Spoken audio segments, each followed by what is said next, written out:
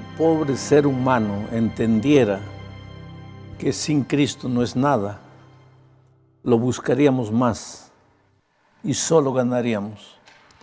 A veces en esta vida sufrimos porque luchamos solo, porque en cada momento, en lugar de colocar la vida en las manos de Dios, tratamos de vivir como caballitos salvajes, cada uno corriendo por su lado. Y solo nos acordamos de Dios cuando todo va mal, cuando no sabemos qué hacer. Pero qué bueno es Jesús, que está siempre dispuesto a recibirnos. Vamos a orar. Padre amado que estás en los cielos, vamos a abrir tu palabra una vez más. Y por favor, Señor, háblanos. No queremos leer una historia simplemente que quede allá registrada en el pasado. Queremos sacar de esa historia lecciones valiosas para nuestra experiencia hoy, para las luchas que enfrentamos, para los conflictos que vivimos, para los dramas que experimentamos. Queremos tener la seguridad de que no estamos solos en esta lucha, que tú estás a nuestro lado. Inspira en este momento a las personas que están aquí, dales mente receptiva, y a las miles de personas que en otros lugares también están recibiendo tu palabra en su corazón. Este momento será un momento de decisión, porque Señor, cuando escuchamos tu palabra es para decir sí o para decir no. Nadie puede quedar en terreno neutro. La neutralidad ya es una respuesta negativa. Por eso ayúdanos a tener corazones receptivos y aceptar tu palabra en el nombre de Jesucristo. Amén. Muy bien, queridos, bienvenidos al estudio de la palabra de Dios. Estamos estudiando milagros que Jesús operó, y estamos tratando de sacar lecciones de esos milagros. Vamos al texto bíblico para hoy, Marcos capítulo 5. El capítulo 5 está lleno de milagros. Ahí está el milagro de la cura de un leproso, la curación de un leproso. Está el milagro de la mujer que estaba con hemorragia y tocó el vestido de Cristo. Está también el milagro de la resurrección de la hija de Jairo. Versículo 21. Marcos 5, a partir del versículo 21, voy a ir leyendo y comentando versículo por versículo y sacando las lecciones para nosotros hoy. Dice así: pasando otra vez Jesús en una barca a la otra orilla, se reunió alrededor de él una gran multitud y él estaba junto al mar. Yo siempre digo que estudiar la palabra de Dios es pensar. Nunca debes leer la Biblia y simplemente leer. Hay que pensar en cada palabra, porque cada palabra, cada versículo tiene mucho mensaje. Los médicos dicen que cuando nosotros comemos la comida, tenemos que masticar por lo menos 34 veces. Ahora yo no sé quién de ustedes coloca la comida y se pone a contar. 1, 2, 3, 34. Hay otro bocado, 34. Yo por lo menos no lo hago. Pero los médicos tienen una explicación. ¿Por qué hay que masticar 34 veces cada bocado de comida? Porque Dios nos ha dado saliva. Y la saliva no es para escupir al hermano. La saliva es para que cuando tú coloques la comida y masticas,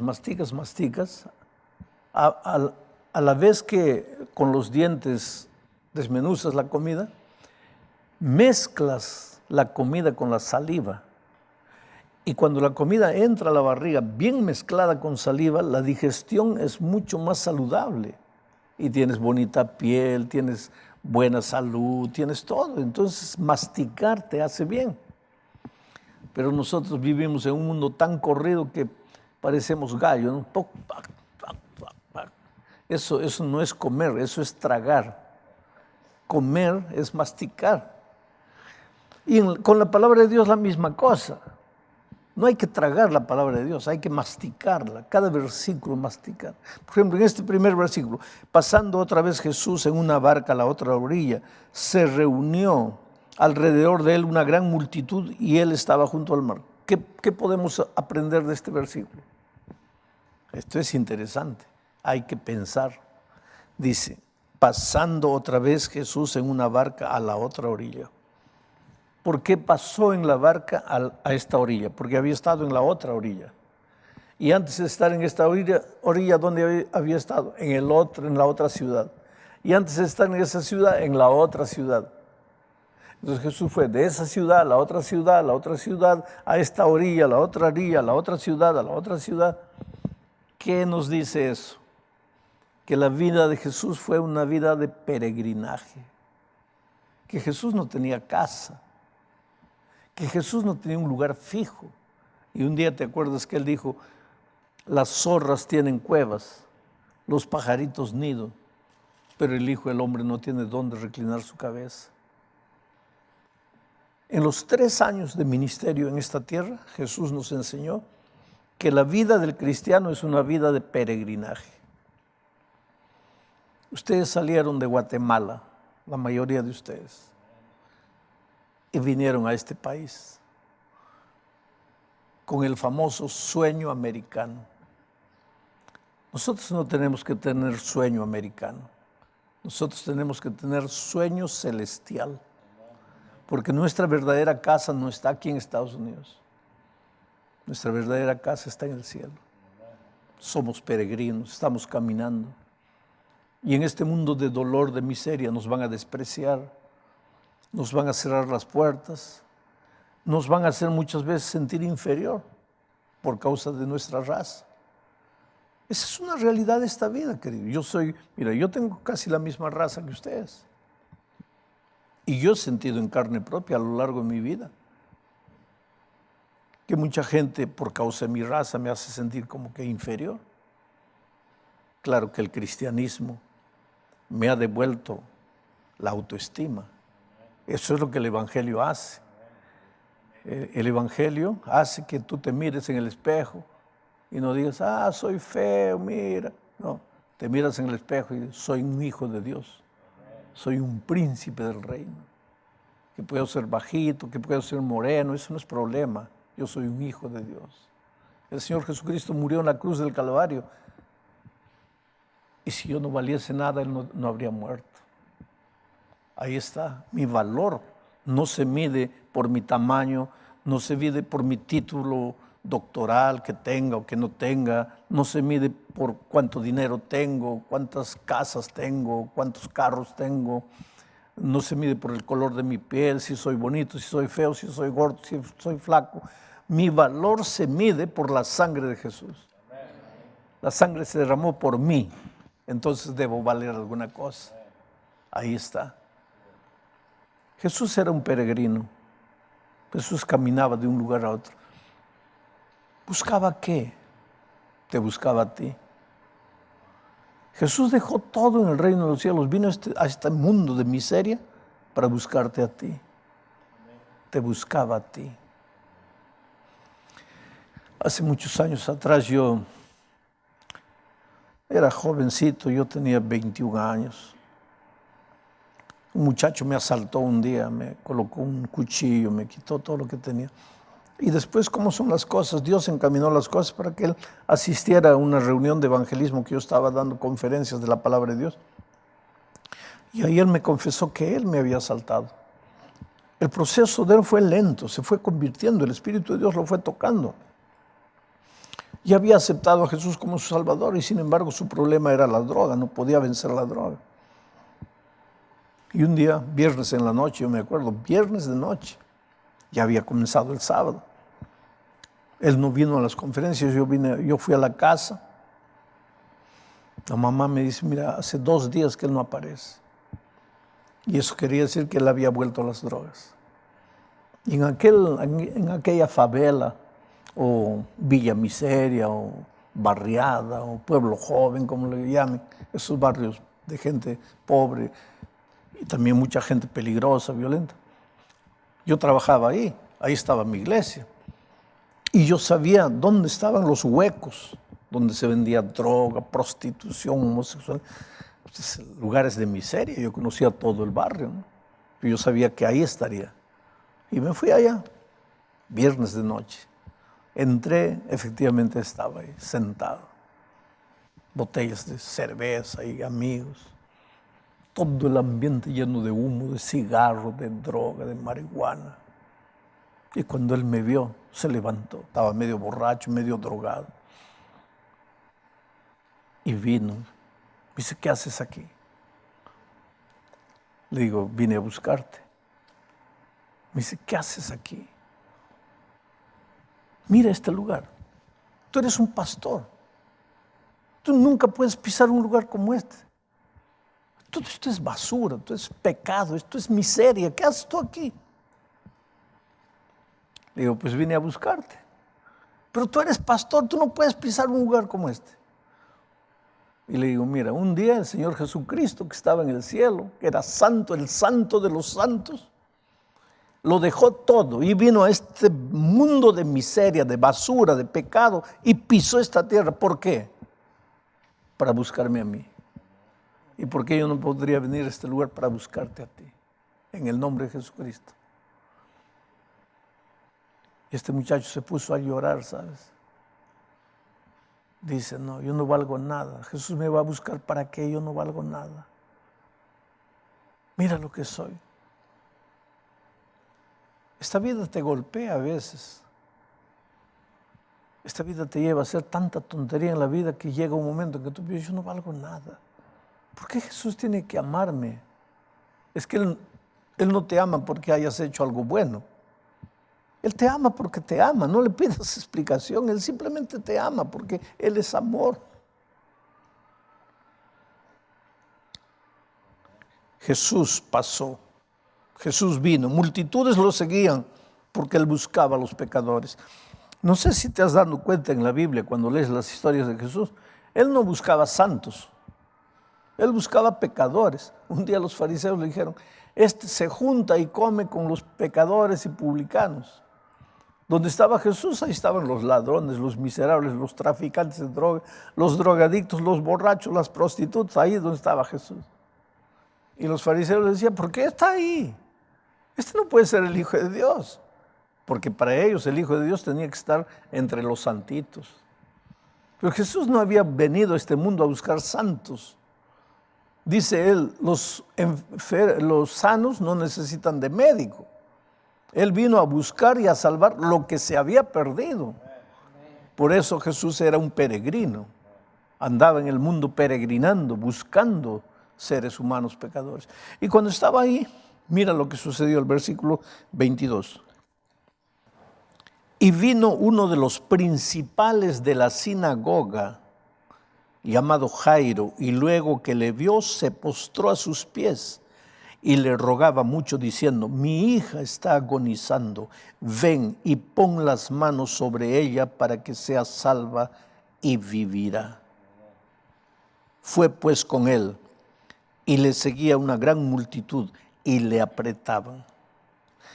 Dice que cuando Jesús estaba ahí, llegó uno de los principales de la sinagoga. ¿De qué sinagoga está hablando? La sinagoga de los judíos. Este era judío. Y Cristo era el que estaba dando pues, origen al cristianismo. Dos iglesias, ¿no? Judío, cristiano. Pero tú sabes que en todas las iglesias la gente busca a Dios. A veces de una manera equivocada. ¿Por qué digo de una manera equivocada? Porque creen más en palabras de hombres que en la palabra de Dios. Tú no tienes que estar en una iglesia porque tu pastor es bonito, porque tu pastor canta bien, porque tu pastor predica bien.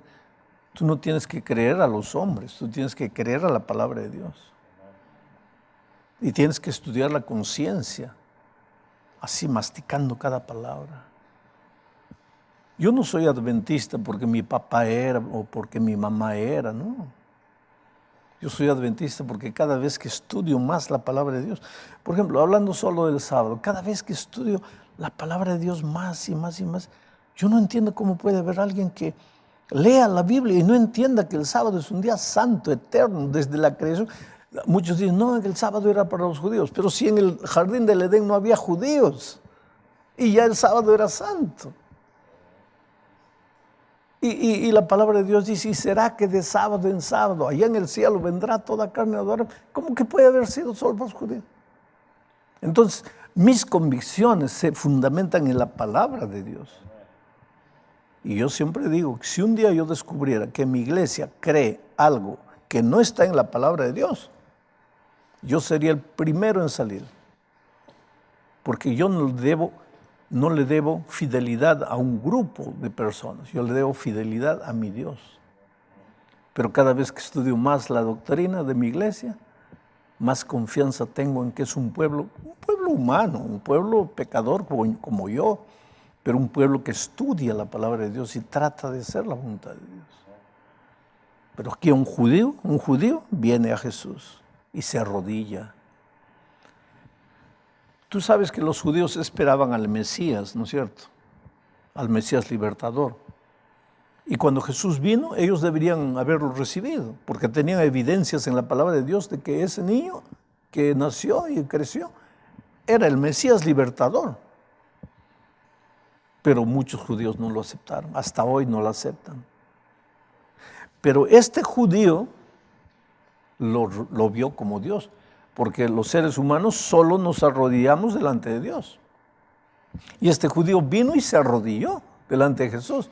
Entonces con ese arrodillarse estaba reconociendo, tú eres mi Dios, yo te reconozco, tú eres mi Dios. Y más, ¿qué es lo que le dijo? Señor, mi hijita se está muriendo, está agonizando, ya he gastado dinero con médicos, se está muriendo. Y yo sé que tú la puedes curar, por favor, ven conmigo. Él creía en Dios y él veía en Jesucristo a Dios. Pero cuando Jesús estaba yendo con él, ahí entra el versículo 23, aparece esa mujer que tenía hemorragia, ¿te acuerdas? Que le tocó el vestido. Y yo he estudiado en otra reunión como esta, no voy a repetir eso ahora. Jesús se detuvo ahí a curar a la mujer y eso, en fin, el diálogo con la mujer, quién me ha tocado el vestido y todo. ¿Y dónde estaba Jairo en ese momento? El judío, ¿dónde estaba? Cuando Jesús estaba yendo con Jairo, estaba para la casa, para curar a la hija. Pero apareció la mujer, le tocó el vestido y él preguntó quién me ha tocado. Jairo, ¿dónde estaba? A ver, ¿qué piensan ustedes? ¿Dónde estaba Jairo? No necesitan pensar mucho para responder. A ver tú, ¿dónde estaba Jairo? Estaba ahí al lado, al ladito. ¿Y qué estaría pensando mientras Jesús estaba curando a la mujer, aparentemente perdiendo tiempo, ¿no? Porque la hija estaba agonizando y Jairo estaba al lado. ¿Qué estaría pensando? ¿Qué pensarían ustedes en lugar de Jairo? ¿Qué pensarían? Dice, este no me entiende. Esa mujer puede esperar, ya estuvo 12 años enferma, puede esperar un día más, pero mi hija está muriendo. Este señor no me entiende. Porque así somos los hombres, ¿no? Lo que queremos, lo que pedimos, queremos que ya en la hora. Todos nosotros pedimos a Dios dinero, ¿no? Inclusive muchos cristianos hasta cuando juegan, hay una lotería ahí de 500 millones. El cristiano que por convicción no debería jugar, hace su a ver, de repente me sale, ¿no? Te digo una cosa, mira. El dinero es un don que Dios da. Y Dios da el dinero a quien Él puede confiar dinero. Una cosa, no te va a faltar dinero para comer, para educar a tus hijos, para tener una buena casa, un buen carro. Ese es el plan de Dios para todos. Pero dinero, mucho dinero, es un don que Dios no se lo va a dar a todos. Se lo va a dar a algunos. Y depende de qué. Si Dios sabe que el dinero te va a ayudar a ti, te va a hacer feliz, a tu familia, que con ese dinero tú, tu familia van a vivir bien, pero también vas a ayudar a cumplir la misión de la iglesia, vas a ayudar a otras personas, Dios te va a confiar dinero. Pero si sabe que el dinero te va a destruir, Dios nunca te va a confiar dinero. Es como la voz. Yo conozco chicas lindas, una voz linda, cantaban en la iglesia cuando eran adolescentes, alabando a Dios. Hoy día tan grandes fuera de la iglesia y la desgracia fue la voz. Buscaron fama, buscaron gloria, se fueron, se salieron de la iglesia.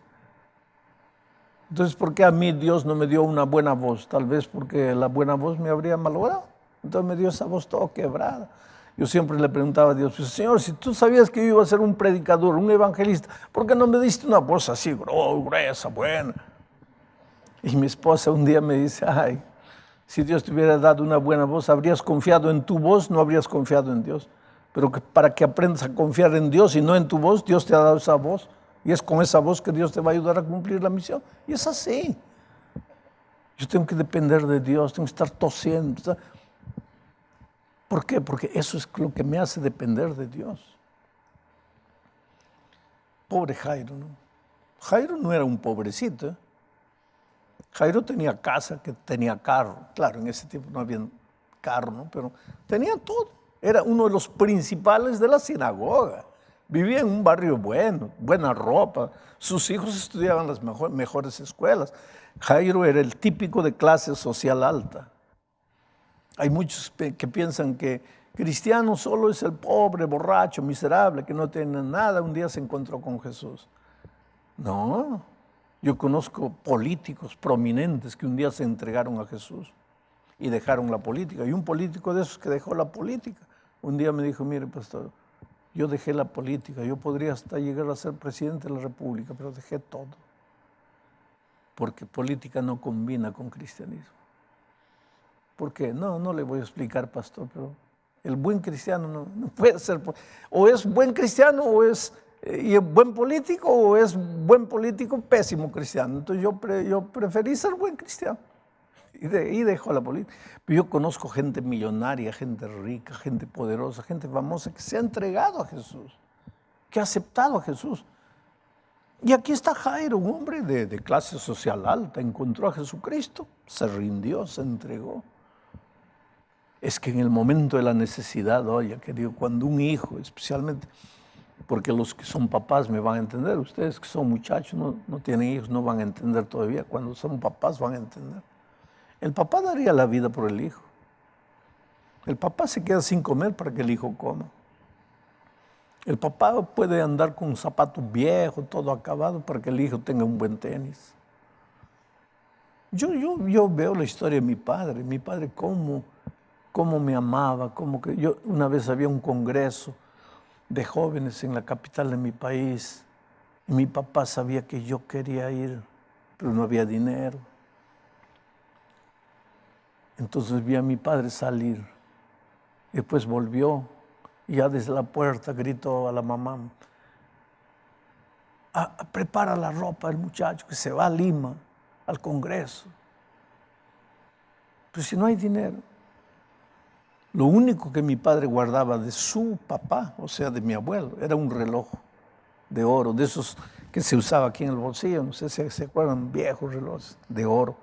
La única herencia que su papá le había dejado. Pero cuando vio a su hijo queriendo ir y no había dinero, fue y vendió el reloj para que yo pudiera ir. Ese es el amor del papá. Los papás dejaríamos todo por el hijo. Por eso cuando un hijo se va de la iglesia, ¿cómo los papás sufren? ¿No? ¿Cómo los papás sufren? Porque un día Cristo viene y el cielo es una promesa real. Pero ¿qué sabor tendrá? El otro día un papá me preguntaba eso. ¿Qué sabor va a tener el cielo cuando yo sé que mi hijo está aquí en la tierra miserable? Se perdió.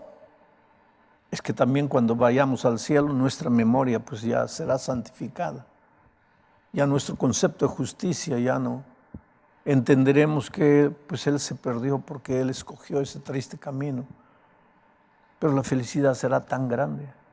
Pero claro que luchamos para llevar a nuestros hijos. Por eso si en este momento alguien me está oyendo ahí, un hijo que está alejado de Dios, alejado de la iglesia, tú no sabes cuánto tu padre sufre. De repente esta noche tú puedes tomar la decisión ahí, decirle, Jesús, te entrego mi vida. Mira, yo no sabía que hay tanta gente que ora por mí, que me espera a mí. Pobre Jairo, pues la hija estaba muriendo, él cayó de rodillas. Seguro que él tenía sus preconceptos religiosos también, ¿no? Era el principal de la sinagoga, era el líder, es como decir hoy día el pastor de una iglesia, el líder, el principal de la sinagoga. Pero cuando la hija estaba enferma, echó todo a un lado, cayó de rodillas, Señor, mi hija está enferma. Pero cuando está yendo aparece la mujer y ahí Jesús aparentemente se distrae con la mujer y pobre Jairo, Señor, no entiendes, mi hija está muriendo. Y cuando está pensando eso, llegan unos mensajeros de la casa de Jairo y le dicen a Jairo, ya vamos, ya no molestes al maestro, ya déjalo tranquilo ya, porque tu hija ya murió. Tu hija murió. Tú sabes que para nosotros los seres humanos la muerte ya es el fin de todo, ¿no? Porque hay un dicho que dice así, mientras hay vida, ¿qué? Hay esperanza. Pero cuando ya murió, pues ya murió. Yo me acuerdo una vez estaba en San Pablo en un restaurante comiendo solito y de repente un muchacho se comenzó a atorar y la novia que estaba al lado comenzó a gritar, ayúdenme. Pues se comenzó a poner morado, se atoró con alguna cosa que estaba comiendo. Ahí yo vi como la gente, vino uno, le metió el tenedor ahí para querer sacarle ahí, ayudarlo, ¿no? El otro lo golpeaba atrás, le daba golpes, el otro llamaba a la ambulancia con el teléfono, el otro, que todo el mundo corría, todo el mundo hacía alguna cosa para salvar al hombre, se estaba ahogando y cada vez más negro ahí. Y yo, si ya ni podía golpear ni nada, porque todos estaban haciendo algo. Y yo me puse ahora, Dios mío, pues, hace un milagro, ayuda a este hombre. Pero de repente alguien que lo estaba ayudando dice, no, ya murió. E interesante, cuando dijo, ya murió, todos pararon. El que estaba llamando por teléfono, paró de llamar. El que estaba golpeando, paró de golpear. El que estaba metiendo el tenedor a la garganta, paró. Ya murió, pues murió, acabó. Así somos los hombres. Murió.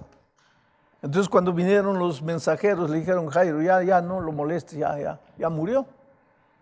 Ahí Jesucristo, mira el versículo 35.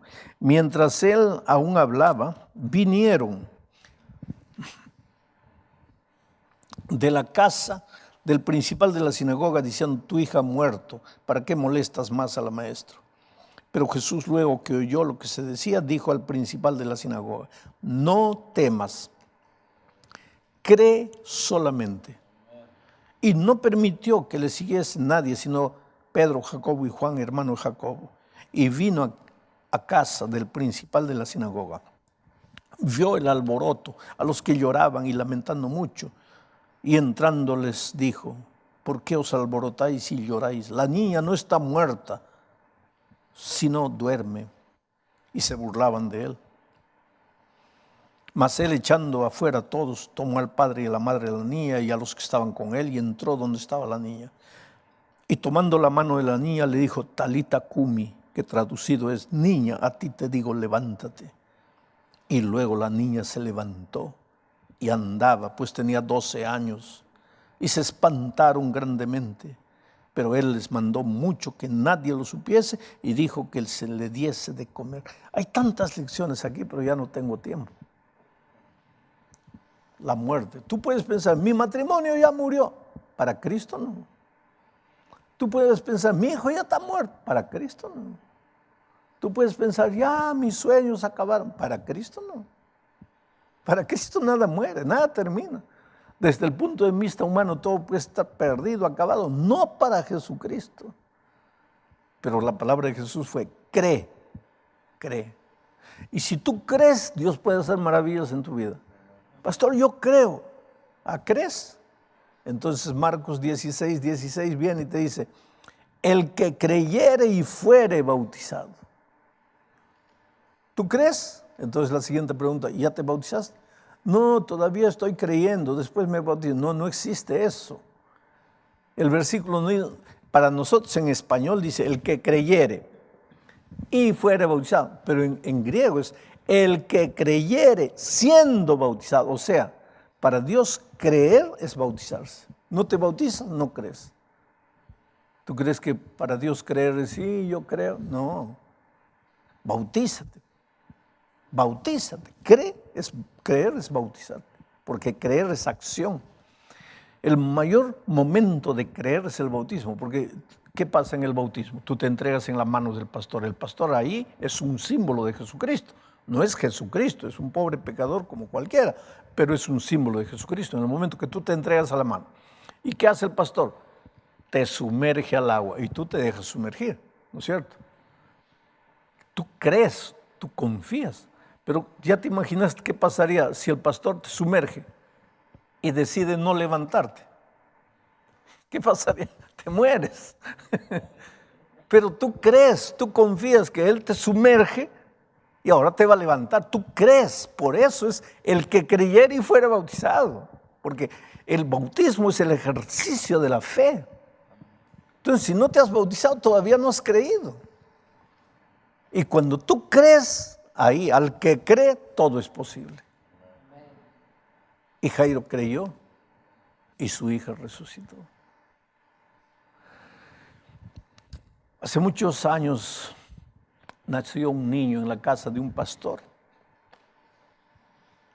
Y ese muchachito, pues, mirando la vida de su padre, un pastor, seguramente en su corazoncito también dijo así, yo también voy a ser pastor. Porque ya te has dado cuenta cómo los hijos quieren ser iguales a los papás, ¿no? El hijo del chofer de camión dice, cuando yo crezca voy a ser chofer de camión. Porque admira al papá, ¿no? El hijo del albañil, no, cuando yo crezca voy a ser albañil como mi papá. Yo tengo un hijo abogado, su hijo abogado, voy a ser como mi papá. Y el hijo de un pastor, pues yo voy a ser un pastor. Pero la vida tiene sus cosas, ¿sabes? Y hay otra cosa, a veces cuando nacemos en la iglesia, pensamos así, bueno, pues ya nació en la iglesia, está en la iglesia, pero no es verdad. Tú puedes haber nacido en la iglesia, pero no has nacido en el reino de Dios. Una cosa es nacer en la iglesia porque tu papá es de la iglesia, pero eso no quiere decir que has nacido en el reino de Dios. El reino de Dios es conversión, es transformación. El que es un borracho, está perdido, acabado en la vida, un día se encuentra con Cristo, se bautiza, ese puede decir, yo estaba perdido, pero me encontré con Cristo aquella noche que estaba ahí en la calle borracho. Pero el que ha nacido en la iglesia puede decir, tal día yo me convertí. No, porque nació y creció en la iglesia. Y este era el caso de este muchacho. Nació, creció en la iglesia, quería ser un pastor, pero por esas cosas de la vida, pues a los 13, 14 años se juntó con amigos. Y aquí hay jovencitos, mira, los amigos te llevan para el mal o te llevan para el bien. Y generalmente los amigos vienen, saben hacerla, ¿no? Es que tú no eres hombre si no fumas, tú no eres hombre si no tomas, tú no eres hombre si no usas esto, no usas aquello. Y pues los niños viven en esa etapa de la vida en que quieren ser aceptados. Y este muchacho se metió a las drogas, comenzó a fumar, a beber, y era una vida triste. Lo peor, el papá pastor no sabía, la mamá, una buena mujer de Dios, no sabía. Ellos sabían que algo pasaba con el hijo, pero no sabían los detalles de la vida. Y este muchacho estaba perdido completamente. Hasta que un día levantó los ojos al cielo y dijo, Dios mío, todo el mundo cree que yo soy bueno. Todo el mundo cree que yo soy hijo del pastor. Pero yo, tú me conoces, ¿qué soy yo? Estoy perdido, estoy acabado, no puedo vencer las drogas, no puedo salir de este mundo. Oh Dios mío, haz un milagro en mi vida, por favor, haz un milagro. Sabes, nuestra vida comienza cuando Dios obra el milagro. Y Dios puede obrar el milagro ahorita en tu vida. Tú puedes haber entrado en este momento aquí perdido, destruido, acabado, indeciso, en la duda. El peor terreno de la vida a veces es el terreno de la duda. No, voy para aquí, voy para allá, voy para aquí, voy para allá, voy para aquí. No vas a lugar ninguno. Por eso la Biblia dice, hoy es el día de buena nueva, hoy es el día de decisión. Por eso la Biblia dice, si oyeres hoy su voz, es decisión, es entrega.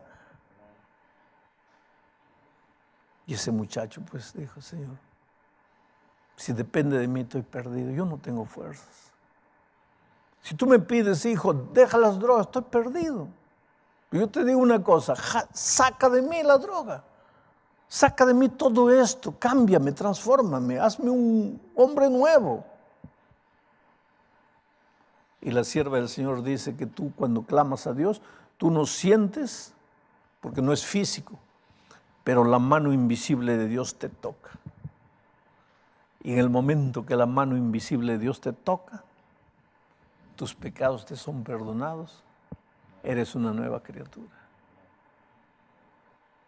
Aquella noche, Michael durmió llorando, clamando a Dios, pidiendo perdón, pidiendo poder, pidiendo fuerza. A la mañana siguiente se despertó con ganas de leer la Biblia. Hacía años que no leía la Biblia. Agarró la Biblia y comenzó a leer. Es interesante que viste en la resurrección de la niña esta. ¿Cuántos años tenía la niña? 12 años. Pero una vez que resucitó, ¿qué le dijo Jesús a los papás? ¿Qué les dijo? Primero, no digan esto a nadie, guárdenlo. Y segundo, ¿qué cosa? Denle de comer. Porque si tú has nacido en Cristo, pues ahora tienes que comer. ¿Nosotros qué comemos? Tacos, barreadas. ¿Y los cristianos qué comemos? La palabra de Dios. Este muchacho al día siguiente se despertó con ganas de comer la palabra de Dios. Y a medida que tú comes la palabra de Dios, pues te fortaleces. Porque cuando el diablo te agarra es porque estabas flaco, débil, anémico espiritualmente. Pero cuando te alimentas de la palabra de Dios te comienza a levantar. Y él se siguió alimentando de la palabra de Dios. Y un día fue al papá, a la mamá, le abrió el corazón. Ustedes no saben lo que he vivido. Y los papás le dijeron, hijo, tú no sabes cuánto hemos orado por ti. Papá y mamá se arrodillaron delante de Dios cuántas veces para decirle, mi hijo está muriendo, mi hijo está agonizando, ayúdame. Y ninguna oración de un padre se queda en el aire, Dios responde. Michael hoy día es un pastor. Está sentado aquí con nosotros. Qué linda historia, ¿no? Así es Dios. Tú no tienes idea de lo que Dios puede hacer en tu vida, de a dónde Dios te puede llevar, qué milagros puede hacer por ti. Pero no puede hacer nada si no crees. Y si crees, estás dispuesto a entrar al tanque del bautismo. ¿Cuántos de ustedes quisieran levantar la mano y decir, Señor, yo creo en ti? ¿Quieren levantar? Gloria a Dios.